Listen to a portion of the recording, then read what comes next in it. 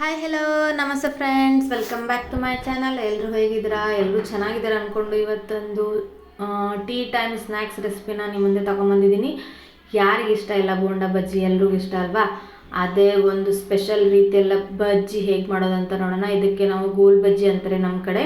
ಇಲ್ಲಿ ಒಂದು ಬೌಲಲ್ಲಿ ಬಜ್ಜಿ ಮಾಡೋ ಹಿಟ್ಟು, ಅಂದರೆ ಬಜ್ಜಿ ಮಾಡೋಕ್ಕೋಸ್ಕರನೇ ಇರೋ ಹಿಟ್ಟು ಇರುತ್ತೆ, ಅದನ್ನು ಹಾಕೊತಾ ಇದ್ದೀನಿ. ಇದು ಇಲ್ಲ ಅಂದರೆ ಕಡಲೆ ಹಿಟ್ಟಲ್ಲಿ ನೀವು ಮಾಡ್ಕೋಬೋದು, ಆರಾಮಾಗಿ ಸೇಮ್ ಟೇಸ್ಟ್ ಬರುತ್ತೆ, ಏನು ಡಿಫ್ರೆನ್ಸ್ ಬರಲ್ಲ.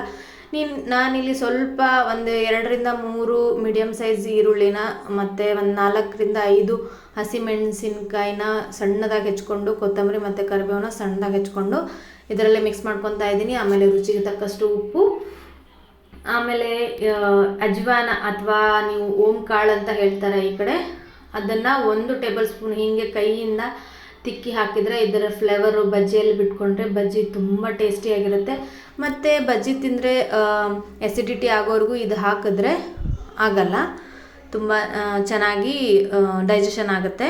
ನೋಡ್ಬೋದು, ಇದೆಲ್ಲ ಹಾಕಿ ಒಂದು ರೌಂಡ್ ಮಿಕ್ಸ್ ಮಾಡ್ಕೊಳ್ಳೋಣ. ಆಮೇಲೆ ಚಿಟಿಕೆ ಅರಿಶಿನ ಹಾಕ್ಕೊಂಡು ಮಿಕ್ಸ್ ಮಾಡಿಕೊಂಡು ಸ್ವಲ್ಪ ನೀರು ಹಾಕ್ಕೊಂಡು ಇದನ್ನು ಕಲಿಸ್ಕೊತ ಬರೋಣ.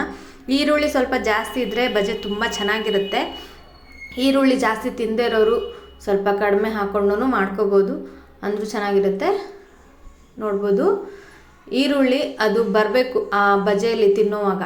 ನಿಮಗೇನಾದರೂ ಈರುಳ್ಳಿ ತುಂಬ ಜಾಸ್ತಿ ಆಯಿತು, ಹಿಟ್ಟು ಕಡಿಮೆ ಆಗಿದೆ ಅಂತ ಅನ್ಸಿದ್ರೆ ಆ ಟೈಮಲ್ಲಿ ಇನ್ನೊಂದು ಸ್ವಲ್ಪ ಹಿಟ್ಟು ಹಾಕೋಬೋದು. ಇಲ್ಲಾಂದರೆ ಕ್ವಾಂಟಿಟಿ ಕಡಿಮೆ ಆಯಿತು, ಇನ್ನೊಂದು ಸ್ವಲ್ಪ ಬಜ್ಜಿ ಮಾಡಿದ್ರೆ ಚೆನ್ನಾಗಿರುತ್ತೆ ಅಂತಂದರೆ ಈ ಟೈಮಲ್ಲಿ ಇನ್ನೊಂದು ಸ್ವಲ್ಪ ಹಿಟ್ಟು ಸೇರಿಸ್ಕೋಬೋದು. ಈ ಕ್ವಾಂಟಿಟಿಯಲ್ಲಿ ಅಂದರೆ ತುಂಬ ಗಟ್ಟಿ ಮಾಡಬಾರ್ದು, ತುಂಬ ಅಳಕಲು ಮಾಡಬಾರ್ದು, ಹಿಂಗೆ ಈ ಕನ್ಸಿಸ್ಟೆಂಟಿಯಲ್ಲಿದ್ದರೆ ಚೆನ್ನಾಗಿರುತ್ತೆ. ಇವಾಗ ಒಂದು ಚಿಟಿಕೆಯಷ್ಟು ಅಡಿಗೆ ಸೋಡಾನ ಸೇರಿಸ್ತಾ ಇದ್ದೀನಿ. ಇದು ಸೋಡಾ ಟೋಟಲಿ ಆಪ್ಷನಲ್ಲು. ಸೋಡಾ ತಿಂದೇ ಇರೋರು ಈ ಹಿಟ್ಟನ್ನು ಕಲಿಸ್ಬಿಟ್ಟು ಒಂದು ಅರ್ಧ ಗಂಟೆ ಬಿಟ್ಟು ಮಾಡ್ಕೋಬೋದು, ಇಲ್ಲ ಬೇಗನೆ ಮಾಡ್ಕೋಬೇಕು ಅನ್ನೋರಿದ್ದರೆ ಒಂದು ಚಿಟಿಕೆಯಷ್ಟು ಸೋಡಾ ಸೇರಿಸ್ಕೊಳ್ಳಿ. ಇದಾಗಿದೆ. ಇವಾಗ ಒಂದು 10 ನಿಮಿಷ ನೆನಕ್ಕೆ ಬಿಡ್ತಿದ್ದೀನಿ. ನೋಡ್ಬೋದು ನೀವು, ಇವಾಗ 10 ನಿಮಿಷ ಆಗಿದೆ. ತುಂಬ ಚೆನ್ನಾಗಿ ನಮ್ಮ ಹಿಟ್ಟು ನೆನ್ಕೊಂಡಿದೆ.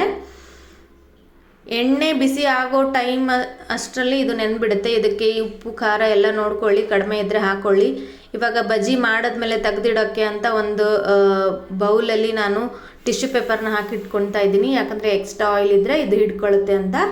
ಇಲ್ಲಿ ನಾನು ಎಣ್ಣೆ ಕಾಯ್ಲಿಕ್ಕೆ ಇಟ್ಕೊಂಡಿದ್ದೀನಿ. ಎಣ್ಣೆ ಕಾಯ್ದಿದೆ. ಹೆಂಗೆ ಚೆಕ್ ಮಾಡೋದು ಅಂದರೆ ಒಂದೇ ಒಂದು ಡ್ರಾಪು ಹಿಟ್ಟು ಇದರಲ್ಲಿ ಬಿಟ್ಟರೆ ಪಟ್ ಅಂತ ಮೇಲೆ ಬಂದರೆ ಕರೆಕ್ಟಾಗಿ ನಮ್ಮ ಎಣ್ಣೆನ ಇದು ಬಿಸಿ ಆಗಿದೆ ಅಂತ ಅರ್ಥ.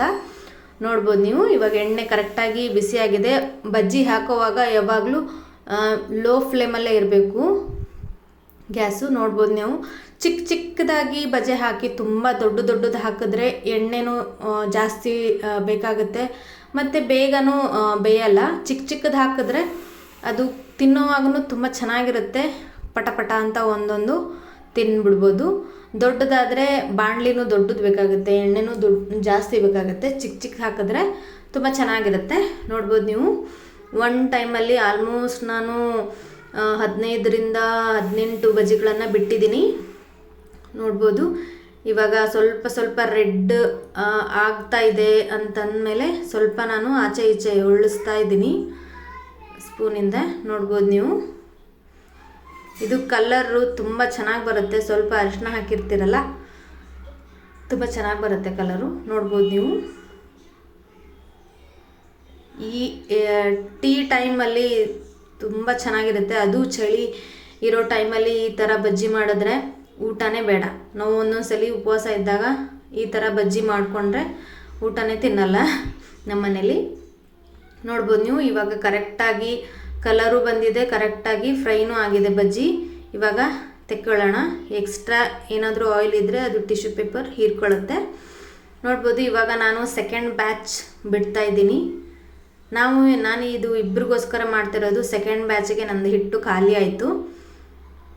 ನಾವು ಇಬ್ಬರು ಎಷ್ಟು ತಿಂತೀವಿ ಅಲ್ವಾ? ನೀವು ಜಾಸ್ತಿ ಜನ ಇದ್ದರೆ ಜಾಸ್ತಿ ಕ್ವಾಂಟಿಟಿಯಲ್ಲೂ ಮಾಡ್ಕೋಬೋದು.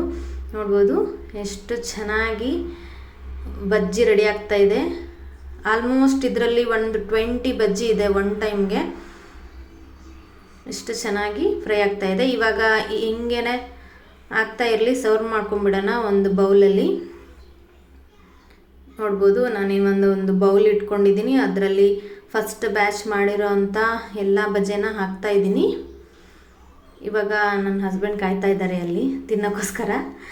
ಬಿಸಿ ಬಿಸಿ ಇದ್ದರೆ ಇದು ತುಂಬ ಚೆನ್ನಾಗಿರುತ್ತೆ, ಆರಿದ ಮೇಲೆ ಚೆನ್ನಾಗಿರಲ್ಲ. ಈ ಕಡೆ ಎಲ್ಲ ಆರಿದ ಮೇಲೇ ಬಜ್ಜಿ ತಿಂದರೆ ಅದು ನಮಗೆ ಹೋಗಲ್ಲ. ಬಿಸಿ ಬಿಸಿ ಇದ್ರೇ ಅದು ಬಜ್ಜಿ ಬೋಂಡ ತುಂಬ ಚೆನ್ನಾಗಿರುತ್ತೆ. ನೋಡ್ಬೋದು ಇದು ಸೆಕೆಂಡ್ ಬ್ಯಾಚೂ ಆಗಿದೆ, ಇದನ್ನು ತೆಗಿತಾ ಇದ್ದೀನಿ ನಾನು. ನೋಡ್ಬೋದು ಎಷ್ಟು ಚೆನ್ನಾಗಿ ಬಂದಿದೆ ನೋಡ್ಬೋದು ಇವಾಗ. ವಾವ್, ಸೂಪರಾಗಿದೆ. ಹೇಗನ್ನಿಸ್ತು ವಿಡಿಯೋ? ಇಷ್ಟ ಆದರೆ ಪ್ಲೀಸ್ ಲೈಕ್ ಮಾಡಿ, ನನ್ನ ಚಾನಲ್ನ ಸಬ್ಸ್ಕ್ರೈಬ್ ಮಾಡಿ ಅಂತ ಕೇಳ್ಕೊತಿದ್ದೀನಿ. ಪ್ಲೀಸ್ ಸಬ್ಸ್ಕ್ರೈಬ್ ಮಾಡಿ, ಸಪೋರ್ಟ್ ಮಾಡಿ. ನಿಮ್ಗೆ ಯಾವುದಾದ್ರೂ ವಿಡಿಯೋ ರೆಸಿಪಿ ಬೇಕಂದರೆ ಕಮೆಂಟ್ ಮಾಡಿ, ನಾನು ಖಂಡಿತವಾಗ್ಲೂ ಅಪ್ಲೋಡ್ ಮಾಡ್ತೀನಿ. Thank you friends, thank you for watching.